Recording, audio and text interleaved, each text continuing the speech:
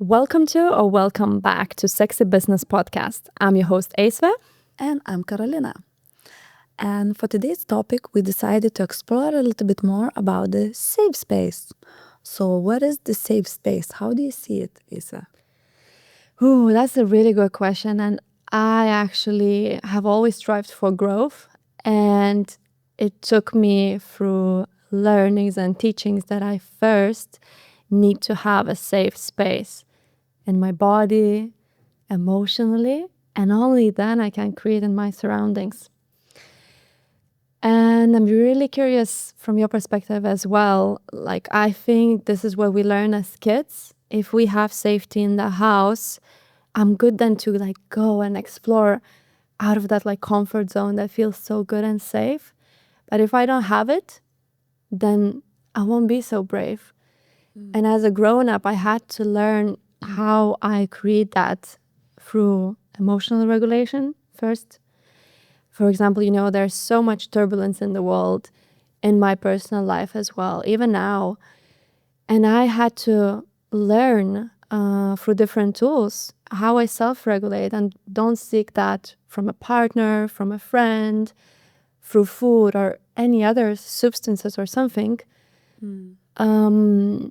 So yeah, safe space to me is like learning to self-regulate myself emotionally, but also creating like a specific mindset where I'm safe in my body rather than I'm always stressed and running on adrenaline. And I'm not saying I'm perfect, there's everything. But I'm very, very curious to hear, because you have 2 kids, how you see that on them, how you create the safe space for them. Yeah. Yes, that's really the thing that really starts early for all of us when we are kids. So it's super important for us to have a safe home. And what is safe home? It's not only like the house. It's obviously the routines, the boundaries, because kids love to push the boundaries and check, how far they can go or not. And sometimes people think that, giving a lot of freedom to the kids, it's better, but actually it's not. Because only routines makes them feel comfortable, because kids are like adults also. They like to control a little bit, So if they know that at this time you're going to sleep, or at this time they have to get up to go to school or something, it does give them, because even for us adults, when we don't know what's going to happen, it creates so much fear and uncomfortableness. But as adults, we know, we kind of get used to suppress all that things. But on the kids, you can see it straight away. If the next day there is no plan or something like that, they would already kind of be anxious and stressful and moody and everything, because their nervous system is even more sensitive. And like you said, you want to always to regulate your nervous system and stuff. So those things that are super important that I can do. So my point is, okay, I do travel a lot with them. I change many countries with them, but I always try to, okay, so the home is safe. Number one, for me, it's empty. My house doesn't have, well, you visited my home. My house doesn't have loads of things, stuff lying around and stuff, because this causes stress, The more open space there is, the less things, materialist things is around, the more calm your body is. Obviously, I'm into the spirituality and stuff, so obviously I have my sage and, Palo Santos and stuff. I try to clear the energy, I try to ventilate. But also, what I noticed that I didn't get it as I was a child, or a lot of people don't have, is when we get nervous, what usually people do when you get angry or upset? People are like, okay, I need to leave her alone. And actually, this is the worst thing, what's happening to your nervous system. I see that in kids. When they get very stressed, I am not like other parents. I'm not telling them, okay, go to your room, come down, and then come back. No, I come with them.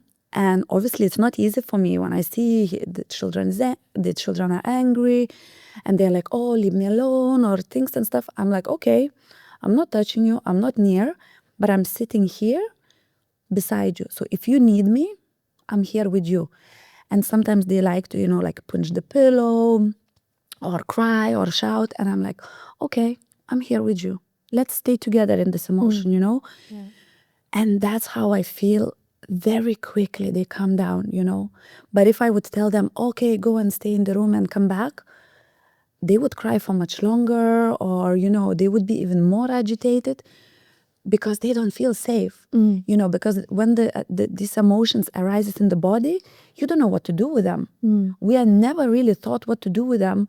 So if I can be there for them, create a safe space for that, they clear themselves out. They regulate that That emotion. emotion and that system, you know. Turbulence.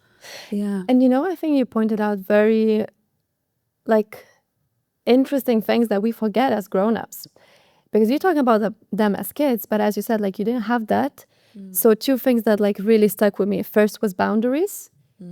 That is a safe space as a grown-up to learn what boundaries are, but how they're different from the walls. That's something that like I learned to protect my safe space was through walls rather than boundaries. So that's one thing. And another thing, establishing routines. As you said, like you move around, things are changing externally, but like I know that your kids have a routine where like, oh, this time we go to bed, this time we eat lunch, dinner, this is when we go to sleep. And a lot of times we as grown-ups, like when I'm like, you know, a little bit like, I don't know, turbulent and messy and stressed, I'm like, back to the basics. Like, okay, am I exercising? Am I eating? Like, you know, like just proper basic things that give safety to my body. Then like my nervous system can ease up. Yeah. Definitely. So I think it's really, really important to remember those. And there was something else that I also wanted to point out. And I was like, what was that? That's okay. But yeah, that's very important even for adults when they are like on business, traveling a lot and everything, you know? They lose the routines. I remembered. Yeah. What you said that you go and sit with your kid. I'm as a grown-up.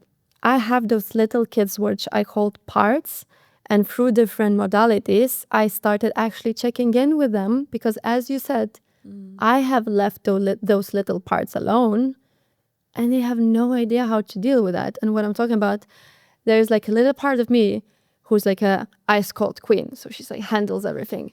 There's a little me who's like stressed about everything. So she's like gonna, you know, like, I don't know, try to perfect everything.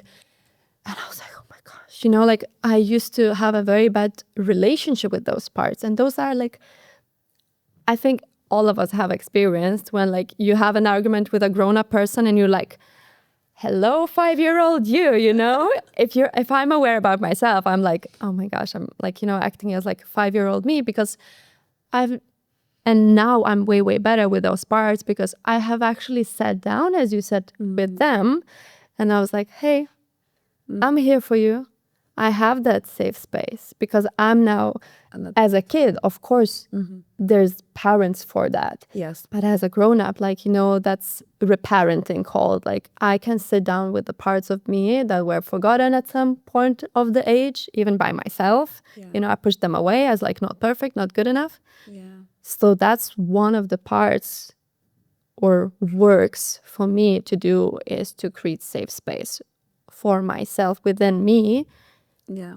Because I stopped accepting them. And how then I can feel full and safe if part of me is rejected. Yeah. Yeah. That is like extremely, extremely important, you know? And that brings me to something that we talked that is very important for women, safety in the body. Yes. Yes. But that also starts actually from the early age because even now my kids are, one is 12, one is 9.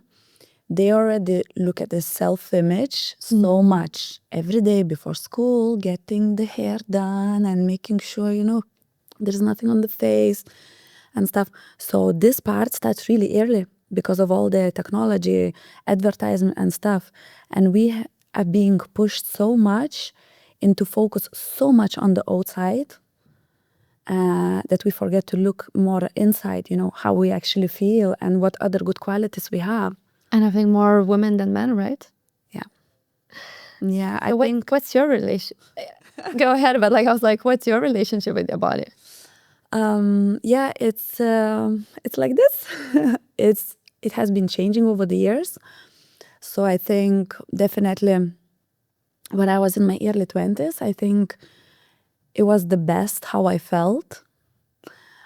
Because, you're still young, you're still exploring, and, your body shape and stuff. Obviously, for everyone is different. But for me, in my case, for me, it was my early 20s, I felt good because, I didn't have too many responsibilities. There was less stress. I just moved to a new country. I remember I just moved when I was 19 to Ireland and stuff. So obviously, I did a lot of things for myself. I had finances, I had time, I could take care of myself and everything. So that was, I think, one of the biggest, highest point, me loving myself. But then there was a crash when I started to have kids, because after having kids, your body changes a lot and you go through such a different shapes and weights and stuff. And this was really, really difficult time, to look at yourself. Like, how many women these days, they cannot look at the naked body of themselves in front of the mirror. Not only women, I'm sure men do too, but obviously we were talking from the woman's side. A lot of women, they can't. They can't even look, or they only have sex in the dark, just to not expose certain parts of themselves. But that's what it is, And I think now, slowly, I'm starting to love myself more. But it really helped me because I started to take care of myself more. I said, okay, I am a mom, but I'm still a woman. I'm still Karolina. And I need to find more time for me.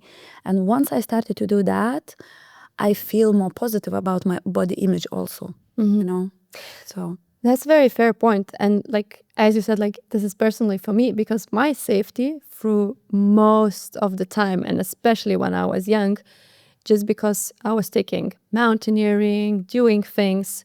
So it was built more through the safety of the body, that I can do things, I'm capable, I'm strong, which I see a lot in women when they do sports.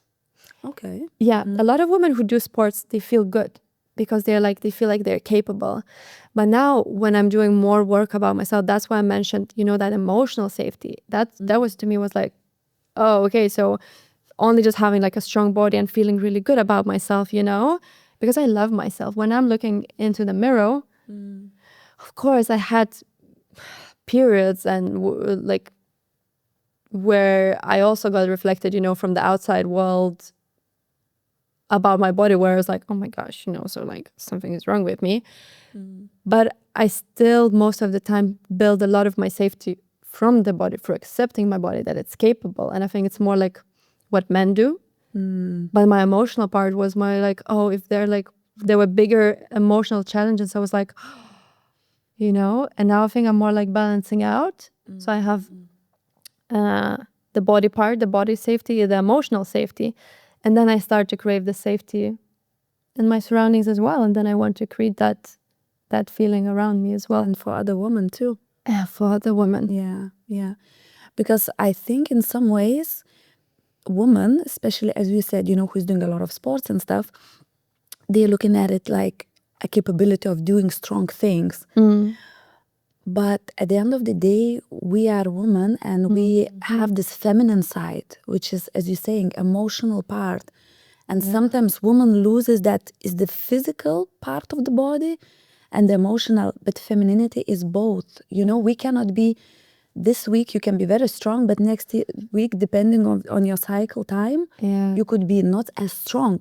Does that mean that your body image drops?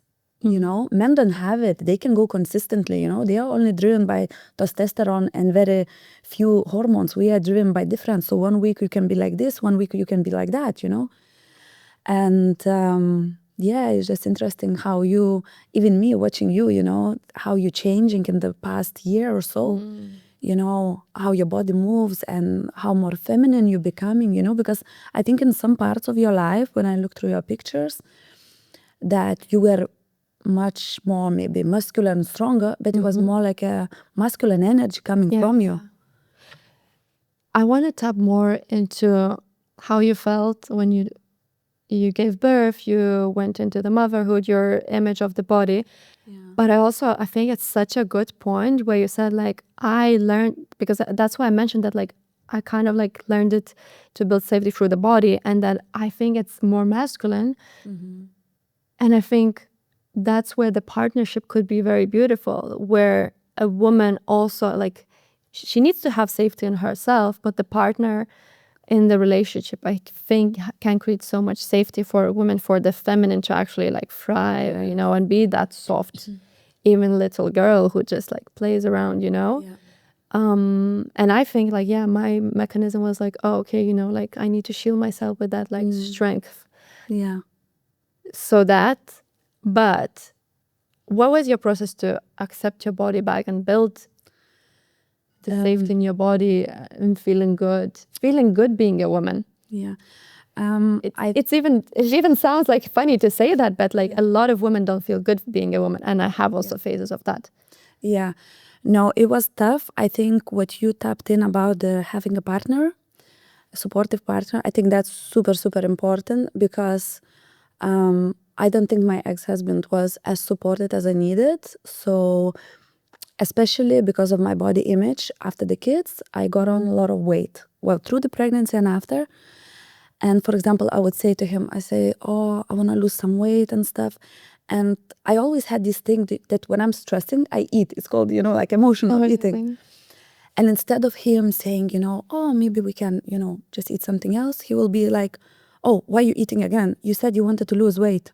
So why are you eating in here, And that made me even more stressed and more upset, to the point I didn't want him near me. I didn't want him to touch me, and stuff.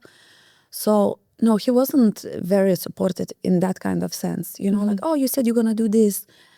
Because maybe he was more driven and in this masculine energy, I said I'm going to do it, I'll do it. Yeah, I was more feminine. Okay, next day I said I'm going to try to do a bit of fasting or whatever. But maybe I haven't slept all night with the baby, and next morning I woke up completely drained, and I needed more food to, build my energy and stuff. And he wasn't understanding in that sense. And to be honest, I didn't realize for a long time. I was like blaming myself. I was like, yeah, he's right. I shouldn't be eating if I want to lose weight and stuff. But now I know it was emotional abuse. But I want to like a little bit unpack it, because that's the third part. That's the emotion, the surroundings part, where you want the surroundings to feel safe, right? Yeah. And I wanted to ask you, but like, did you feel that it was already validating what you were telling yourself? Because that's what you said, like, oh, and you were like, oh, I already felt that way. Yeah. So that's where I want to tap into a little bit more. What were the things you were telling yourself? What are the things that you're telling yourself now? Because I remember you shared this very beautifully one day with me, where you said like, oh, I look in front of the mirror and I'm like grateful for things, and I point things out.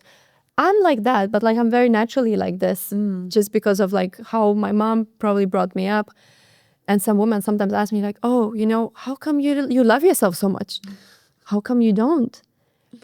But then a lot of girls, as you said, because of the environment, because when you're a kid, I don't have a choice, to choose how I feel, how my body is. Like, I don't have those tools yet to build that safety by myself. So I'm very dependent on environment. I'm so dependent if I'm going to be fed, right? So it's normal. We are dependent as kids. Yeah. But then when we grow up, we have brought all of that, and then we have a turning point. I can choose to learn and change that, or I can live all of my life with that unsafety, and so that's why I'm asking you, like, what did you change? Because I think now if I told you like, oh, Karolina, don't eat that cupcake, you probably laugh. Yes. Yeah. Yeah, exactly. Yeah, no, it was nice to hear that you had a different body image when you were growing up, your parents gave you. For me, it was different. For me, it was more like looking at the mirror and finding the flaws, So I did have already this. And as you said, probably my ex was just reflecting what I already had in my head. And I would feel not comfortable. What is this? What is that? Why does it look like this? I wasn't kind to myself. No, definitely. Definitely, I wasn't kind. But now I'm changing because I decided to change. And I think this divorce was a really big wake-up call, because of this. And I'm still going through it. I don't think it's over. Because, well, as you know, he cheated on me. He found another woman, and obviously she was younger. She didn't have kids, so obviously she looked different than I do, you know. And for me, the feeling inside, I was like, oh my gosh, I feel like used, and look at me now and stuff. And he continuously looking for a younger woman and stuff, you know. But now I understand it's nothing to do with my body. And it's how I feel in it. If I feel I'm beautiful, I will kind of, you know, give that energy around me to others also. And it's going to be reflected. But if I feel like I'm not confident in my body, other people will see my flaws too, you know. That's what they say, you know, like you need to stop looking at your flaws. I think one of the things you mentioned, stop looking at what you're not good at, look at what you're good at. So I started to say, okay, I'm going to look at my positives, not the flaws. And that's it. So what helps you now on the daily basis to build emotional safety in the body? Like what are your practices? What do you do? One is the mirror work. Yes, so one would be the mirror work. I try to do it not every day, obviously. You know, we can say we do it every day, but we're not. For me, Love the honesty here. for me, is taking care of myself. So first thing would be activities. So I go for a walks, or I go to the gym, or I do some yoga, or I do some meditation. Routines again. Routines again. Going back to the exactly. Starting to set it up more boundaries. You know, if I don't have energy for these people, I say sorry. Maybe next day, where before I wouldn't, and I would drain myself. And yeah, another thing is surround myself with a woman like you know, who doesn't look at the flaws, who looks at the benefits and positives. And it really helps this energy to vibrate higher for me. So you mentioned everything. So mirror work is like you working with your body image, taking care of your body, so feeling safe in the body, and then actually taking care of your surroundings. And I think these are very simple, fair points that any of us can do. And I couldn't agree more with you. And I think the mirror work, I think this is something that you mentioned today as well. You know, because like I'm also like very spiritual as you, so I always think we just have in the environment what I output, or as you said, vibrate into the world. So if I'm already emotionally safe, if I feel safe and good in my body, because safety is also like just, you know, being kind of like relaxed, you can just ease up, then I'm gonna attract the same environments and situations. Yes. Like we create something very, how to say, logically, and we thought it through, you know. Even today, like we created this set, we feel so good. Okay, we have like anxiety and so on, but like we have these like very comfy seats to sit, you know, and relax, just because we have done so much inner work. Yeah. And I also like last year, and you know, I was like healing last year from a big narcissistic relationship. So that's why you said like, oh, you have changed so much in 1 year. I had a lot of like mirror work, because to me, I would also like stand and I would say things to myself that I like. And I think with the mirror work, the thing is like, you mentioned this, like that's where I'm going a little bit in circles, but like you said today that a lot of women cannot look in themselves naked.